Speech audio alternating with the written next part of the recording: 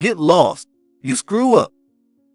Finally, that parasite is gone.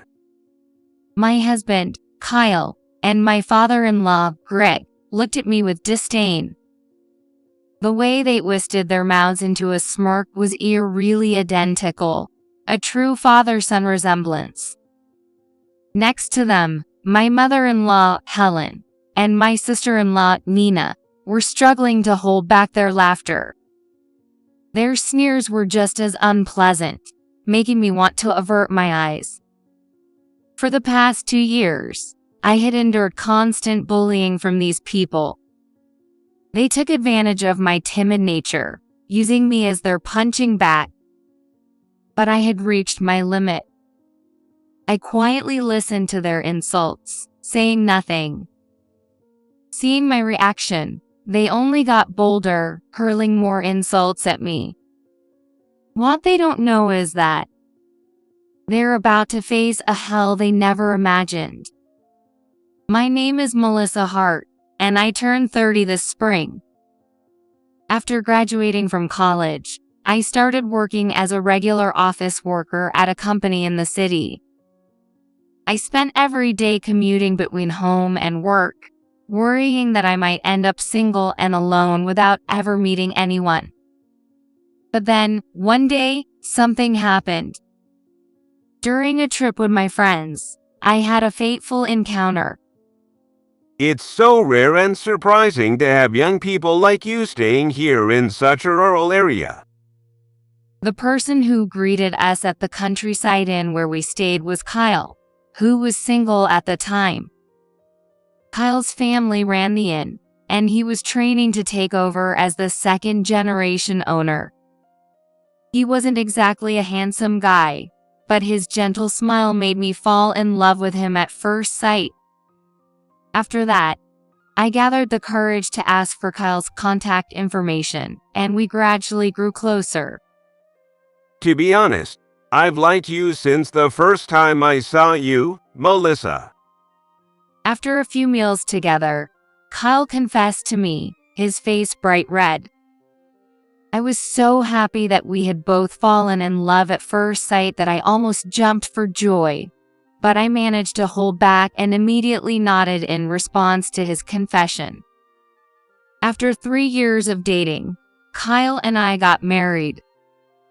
Since Kyle's home was quite far from mine, my family was worried.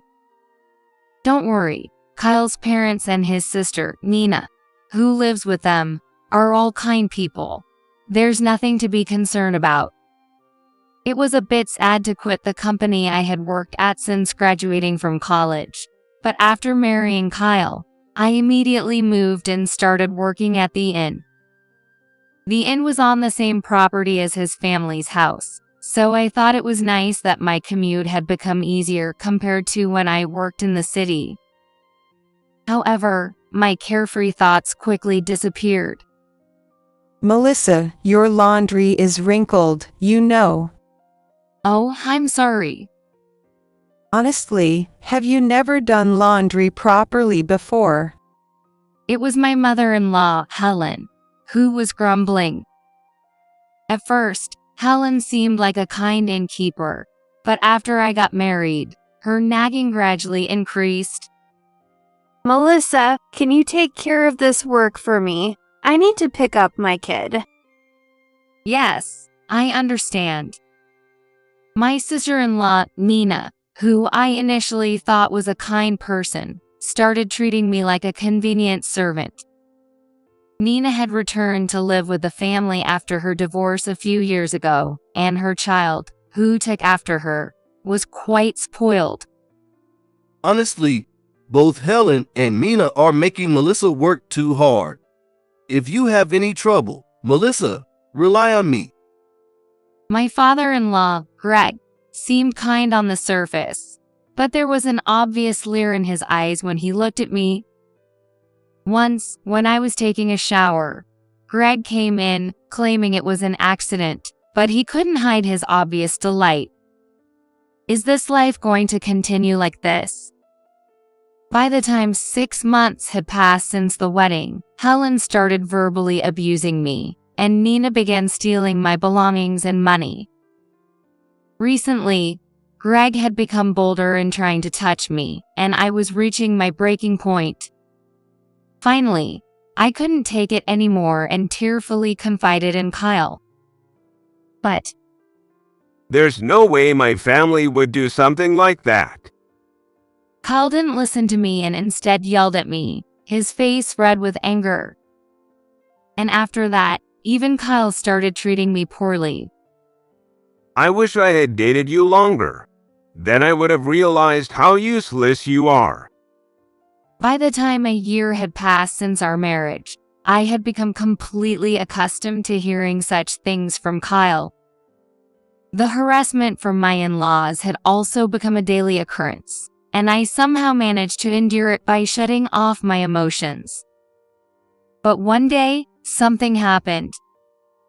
Melissa, come here. Where are we going? I asked, but Helen glared at me and spoke.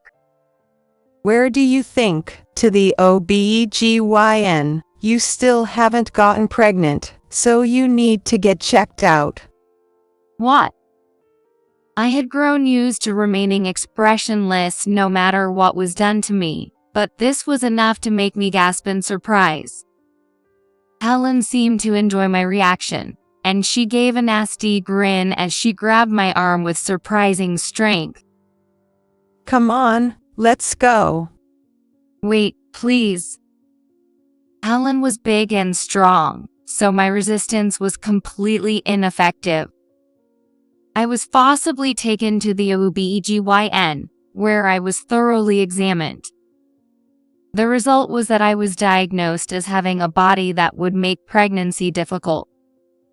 According to the doctor, this condition wasn't uncommon, and it didn't mean I couldn't get pregnant at all.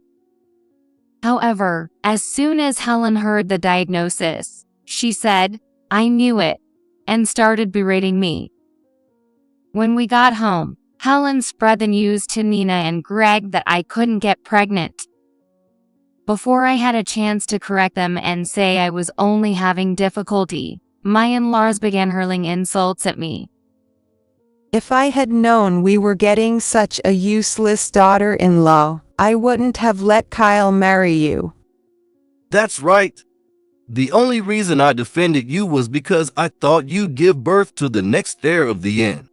But now that you're useless, there's no need to defend you. At least be useful as labor around here. Or better yet, shouldn't you just get divorced already? We don't need someone incompetent working for us. The harsh words kept coming, and I couldn't even cry.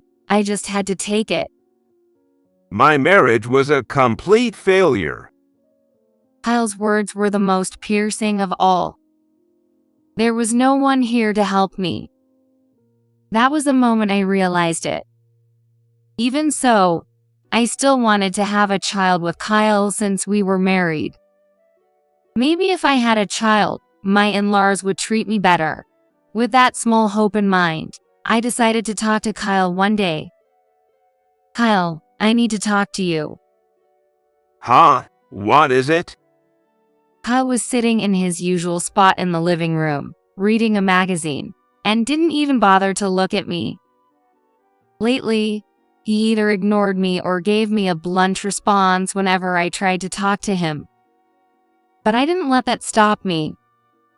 I want to try fertility treatment. It might help us have the child everyone wanted. I was about to continue, explaining that, but my words were cut off by Kyle's angry outburst. What? We don't have money for that. Before I knew it, Kyle had thrown the magazine he was reading at me. I was so shocked by the suddenness of it all that I just stood there in a daze. It's your fault for not having a normal body that can get pregnant. If you really want the treatment, pay for it yourself. But I don't have any money. The truth is, shortly after I married Kyle, Helen took my bank card. She said it was to prevent me from wasting money, but I think she just didn't like the idea of me spending money freely. I never gave her the PIN, so at least she can't use it without my permission. And since I started working at this inn, I've never received a paycheck. Because of this, I don't have any money of my own. Wait, I know. I'm going to start working. Huh? Recently, Helen said that finances were tight. If I get a job outside the family business, I can contribute to the household income. Although our inn isn't struggling that much, my in-laws have a habit of spending money recklessly. Because of that, our household finances are always on the edge. I thought this was a great idea. But apparently, it was just another thing to make Kyle angry. You're known in the community as the wife of this inn. If people see you working outside, they'll think the inn is in trouble. Can't you even realize that much? But how else can I earn money? That's none of my business. With that, Kyle walked away, leaving me standing there, unable to work outside or get fertility treatment. What am I supposed to do? All I was left with was a sense of overwhelming despair. For 2 years after our marriage, I endured constant harassment from my in-laws. Lately, they don't even call me by my name. Instead, they refer to me as useless, incompetent, or you jerk. I'm no longer Kyle's wife. I'm just the servant of his family. At first, I cried every day, but now I don't feel anything anymore. Am I going to spend the rest of my life as a servant to my in-laws? The endless days with no way out are slowly eating away at my soul. Recently, the stress has built up so much that I can hardly sleep. I thought I had stopped feeling anything, but deep down, it seems my heart is silently screaming against this situation. Lack of sleep caused me to feel dizzy. That day, as usual, I started cleaning the inn alone early in the morning before anyone else was awake. If I didn't finish by the time my in-laws woke up, they might deny me breakfast. I fought off the dizziness and kept working as best as I could. What? You're already up. A voice suddenly spoke from behind, startling me so much I nearly jumped. Oh, good morning, Greg. You're up early. It's my age. I don't sleep well anymore. Greg said, letting out a big yawn. I thought to myself that if he was up early, he could help me a little, but I kept that thought to myself and continued working. You don't look well. Let me take a closer look. As Greg said this, he started moving closer to me. His eyes were filled with a lewd look, and I finally realized just how dangerous it was to be alone with him. When his hand reached for my waist, I quickly pulled away, my face turning pale. I'm fine. I'll just go clean outside. I hurriedly ran outside. Greg didn't follow me out, and I crouched down on the road in front of the inn. I can't take this anymore. As I muttered those words, tears began to pour from my eyes. It seemed my heart had finally reached its limit. I reached into my pocket for my phone and called my father. I knew he would be awake because he had a habit of going for a walk early in the morning, so even in my confusion, I instinctively called him. Melissa, what's wrong? As I expected, my father answered immediately, and I explained everything through my tears. I want a divorce. I want to come home. My father listened quietly, then spoke in a gentle voice. I understand. I'll come get you right away. Just wait a little. I won't forgive anyone who made my precious daughter suffer like this. His voice was kind, but he couldn't hide the anger he felt toward my in-laws. After that, I prepared divorce papers. After filling them out, I confronted Kyle and his family with the signed documents. Oh, really? I thought Kyle would yell at me, but instead, he quickly signed the papers and handed them back to me. Surprised, I took them, and Kyle, with a twisted expression, said, I was planning to divorce you soon anyway, since you can't have kids and can't even do the ins work properly. You saved me the trouble. Right, everyone? Kyle turned to his family as he said this. That's right. We don't have the luxury to support someone so useless. Yeah, totally. She's been completely useless. At least before, she had some money, so there was some value in keeping her around, but lately she's been broke. Seriously, such a waste. Exactly. If only you had given me the PIN for that bank card I'm holding onto. Helen and Nina smiled at me with identical nasty grins. Greg, who seemed to have had his pride wounded when I rejected him earlier, nodded in agreement with Kyle and added, Kyle's right. Useless trash like you should just disappear. Kyle let out a snort of laughter at Greg's words. Well said, Dad. This feels so good. Finally, the parasite is leaving. The moment I saw Kyle's twisted face, nausea welled up inside me. Why did I ever fall in love with someone so despicable? Was my judgment that poor? In the past, I would have remained emotionless even when faced with insults. But now, I could feel my emotions coming back. Seeing the twisted faces of my in-laws, a wave of anger surged within me. A few hours after I called my father, he contacted me to say he had arrived at the inn, and I sighed in relief. My mom is getting everything ready for me back home, so it's just my dad and my brother who are coming to pick me up. I gather the few belongings I have left and head for the front door. Over the past 2 years, most of my possessions were either stolen by Nina or thrown away by Helen, so I don't have much to pack. Well, I'm leaving now. Wait a minute. I'm not satisfied until I give your family a piece of my mind. We're coming with you. My in-laws grinned as they followed me out.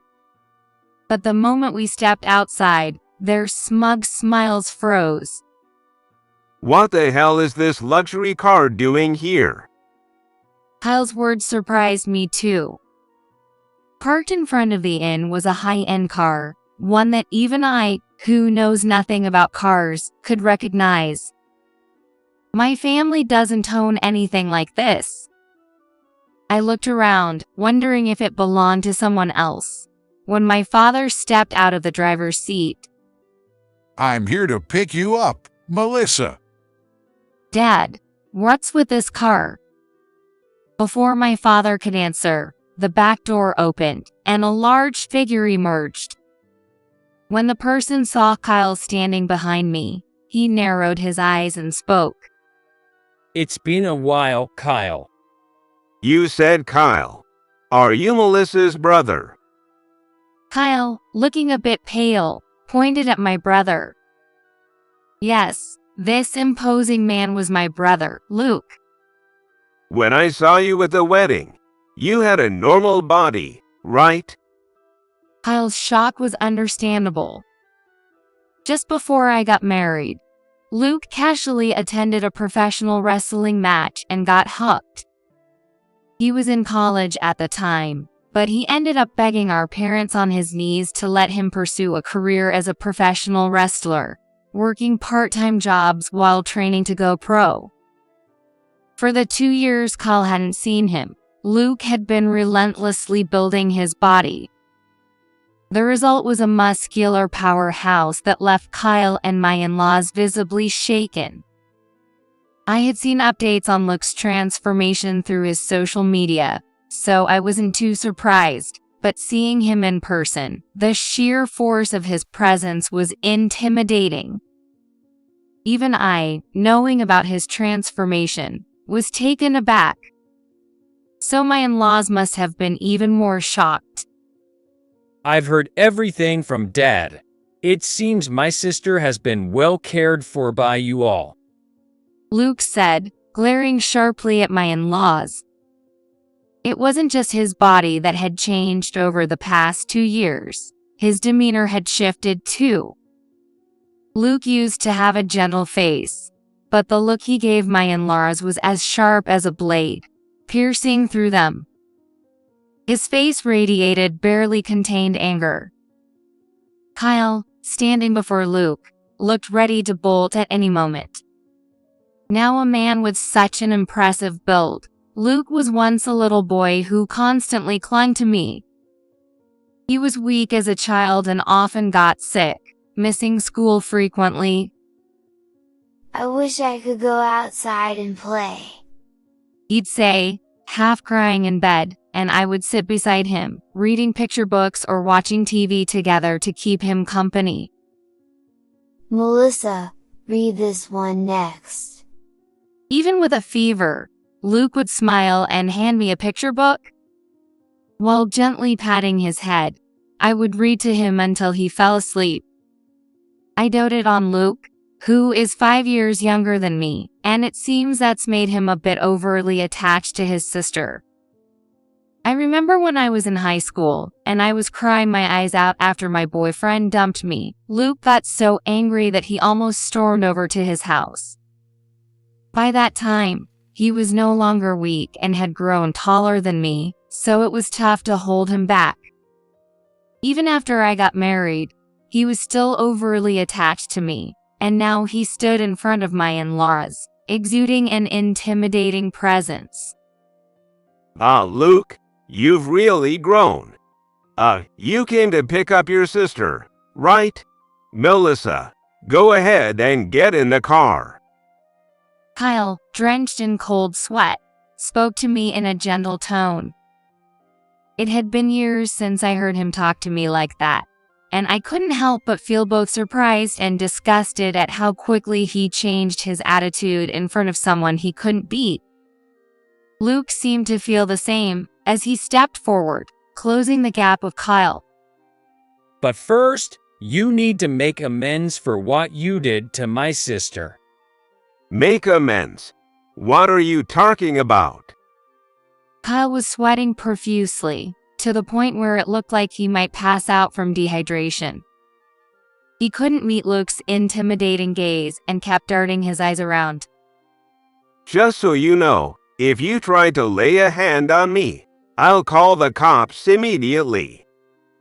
Ha, why would I hit you? If I did, your bones would break. I'm not so twisted that I'd hit someone as weak as you.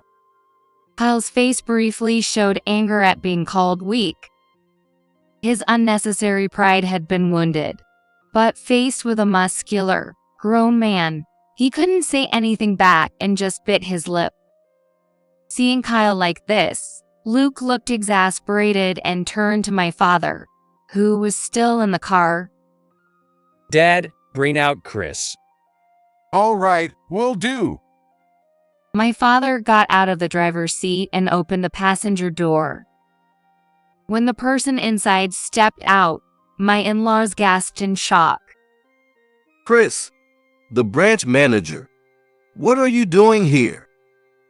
They weren't the only ones surprised. Chris, what's going on? Hey, Melissa, it's been a while. Oh, and by the way, this car is mine. I splurged a little. Waving at me with a smile was my uncle, Chris, on my father's side. But Chris was supposed to be working at a bank branch overseas. He was too busy to attend my wedding, so he only sent a gift and couldn't come back to the US. Since then, we'd only exchanged messages. As I stood there, confused about why he was here. My father, who had gotten out of the car with Chris, explained the situation.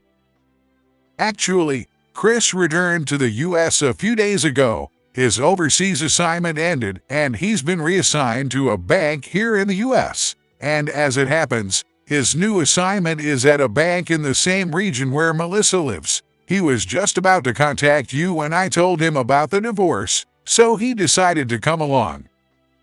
Chris nodded as my father explained, then turned his smiling gaze toward my in-laws. I was introduced as the new branch manager, so I made a brief appearance at the bank here. During that time, I made sure to greet the clients who had taken out loans. I didn't realize one of those clients was my niece's in-laws. I couldn't attend the wedding, and Melissa didn't tell me much about her in-laws. Plus, my schedule was so tight that our introductions were pretty rushed. So that's what happened. Wait, hold on, loans? This inn has a bank loan? I didn't know that. I looked at Kyle, and he avoided my gaze, looking uncomfortable. Well, things have been a little tough lately. I see. He went to the bank for a loan without telling me anything. Now that I think about it, it's true that the number of guests had been declining recently. But even so, my in-laws didn't change their lifestyle at all, and they didn't seem to be taking any measures to address the situation. I couldn't help but be amazed at how they just idled away while the business was struggling. No way. I can't believe the branch manager is her relative. Greg muttered, his face pale. Next to him, Helen and Nina were also turning white, as they remembered all the harassment they had subjected me to. Perhaps they were regretting their actions now. They suddenly put on the kind of friendly smiles they usually reserved for customers and started speaking to me. We had no idea your uncle was such an important person. Melissa, you should have told us sooner. Really? We're practically family, so why didn't you say anything? Helen reached out to me with a friendly gesture, as if trying to appear close to me in front of Chris. But I dodged her hand. Please don't touch me. Are you planning to pinch me again? Helen had a habit of pinching my arm when she was particularly irritated. It didn't leave any marks, but it hurt more than you'd think. Helen's face twisted in shock as she realized I was exposing her behavior. Pinch you? I never did anything like that to you. Oh, have you forgotten what you did? Did you also forget how you forced me to go to the OBGYN and then accused me of being infertile? At these words, Luke's eyes widened as he glared at my in-laws. My father's face became expressionless as he stared coldly at them. Chris, who had been smiling until now, also turned his gaze toward my in-laws, though his eyes were anything but friendly. With a quiet anger simmering behind his eyes, Chris slowly addressed them. Is what Melissa just said true? Well, you see, I was only worried about Melissa's health, so I took her to the doctor. I didn't mean any harm. Be quiet. Chris's smile finally disappeared. In a voice that seemed to crawl on the ground, he directed his words at Helen, then turned his now terrifying gaze to Greg. How dare you treat my beloved niece so horribly? Consider your loan cut off. Go find another bank. Though with your financial situation, I doubt anyone will lend to you. Please wait. There seems to be some misunderstanding. Greg, in desperation, tried to approach me. Melissa, tell your uncle this is all just a misunderstanding. Don't come any closer. Are you planning to touch me again? It was my father who exploded with anger at these words. What have you done to my precious daughter? My father's face turned red with fury, and his booming voice echoed all around. The fierce look on his face made Greg yelp in fear. Dad, stop. If we lay a hand on them, it'll only cause us trouble. I get it though. If I could, I'd love to beat them until their faces are unrecognizable. Look's harsh words made my in-laws tremble uncontrollably. If we stay here any longer, someone's going to get hurt. I decided it was time to bring this to a close, so I stepped in front of my in-laws. Taking out my phone, I opened the recording app and played back the various insults they had hurled at me. With this recording, I'm going to sue you. What? Why are you so surprised? Did you really think I would just walk away quietly after the divorce? For the past 2 years, I had quietly endured their abuse. But I always held on to a small hope that I might one day leave this place. With that in mind, I had installed a recording app on my phone and secretly recorded their insults toward me. Well done, Melissa. I'll help you find a top-notch lawyer. Really? That's so reassuring. Just then, I noticed that things were getting a bit noisy outside the inn. Looking around, I saw that the neighbors had gathered. They must have heard my father's earlier outburst. What's going on? Isn't that the wife from this inn? Seeing this as an opportunity, I raised my voice so that the neighbors could hear and addressed my in-laws. So, you tormented me for 2 whole years. You forced me to go to the OB/GYN, stole my belongings, and even touched me without my consent. I'm not your convenient little servant. I'm not some robot that doesn't feel anything when you call me useless or incompetent. I thought my tone was a bit melodramatic, but this way, the neighbors would understand just how awful my in-laws had been. What? The people from this inn bullied their daughter-in-law. That's just terrible. For good measure, I played the recording of their insults again. This time loud enough for the neighbors to hear. What is this? It's horrible. They totally deserve to be sued, don't they?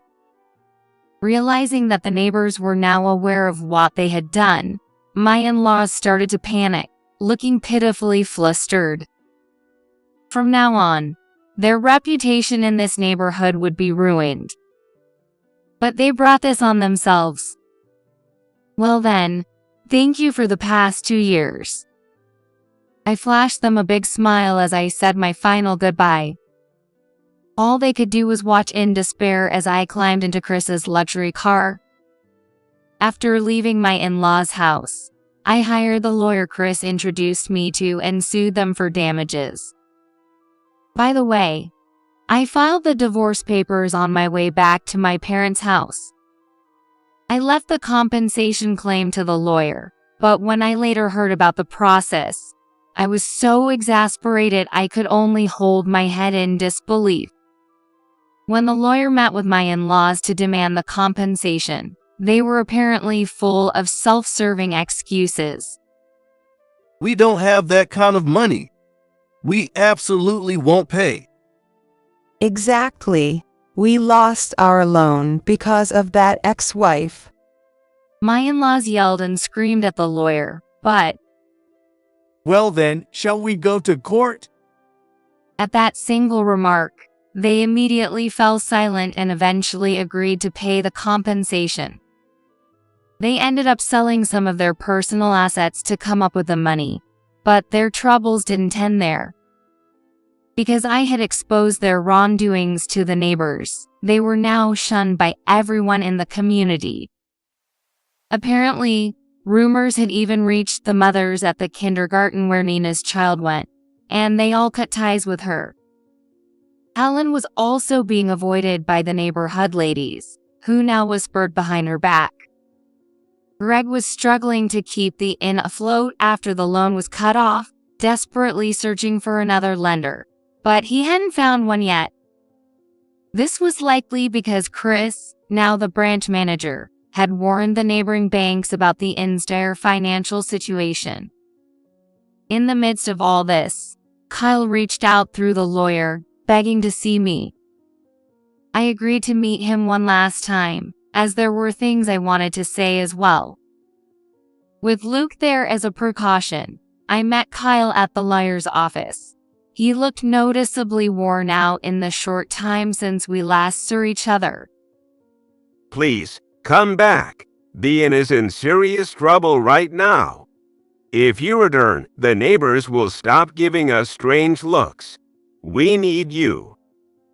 Kyle pleaded with me desperately. I responded in a cold voice. You've never apologized to me, not once. Kyle looked startled by my comment.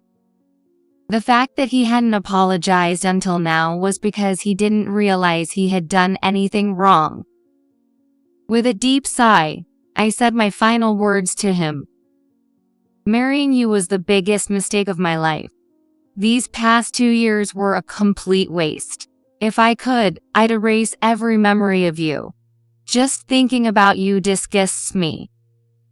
These were the words I had wanted to say to Kyle. Finally saying them, I felt a sense of relief wash over me. Kyle began to cry, his tears falling freely. Don't act like a victim.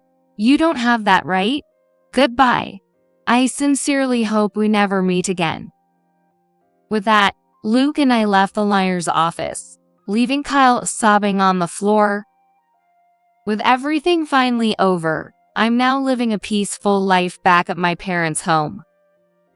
I've even found a new job at a company near my family's home, and once I've settled in, I'm planning to move out and live on my own. The new job pays well enough for me to live comfortably on my own. And the best part is that the people around me don't take me for granted. I don't know if I'll ever remarry, but for now, I want to cherish my time alone.